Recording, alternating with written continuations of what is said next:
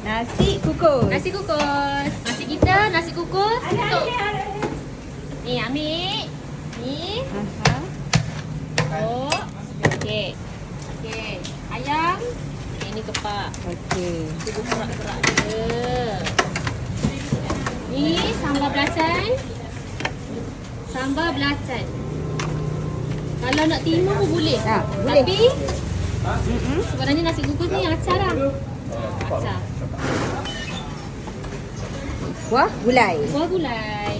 Kuah gulai ni kalau ada yang nak kaki, nak hati, Boleh nak request. leher, boleh bagi tahu. Okey. Kalau macam ni RM8 je. Kat ni ke kat mana ni? Niaga dekat belakang kilang gula, dekat Batu 3. Okay. Boleh wait nasi kukus Izzat Teja Box.